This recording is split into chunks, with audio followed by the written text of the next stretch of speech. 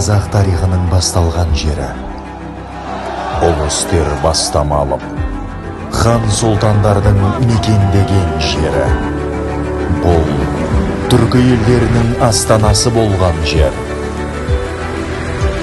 Батыр бабаларымыздың ел үшін жанын беріп, Аллаға деген сенімнің қорқыныштан мықтырақ болған жері. Ел үшін ер атқа мініп, би көсемдердің даналығы билеген жер. Бұл біздің тарихымыз.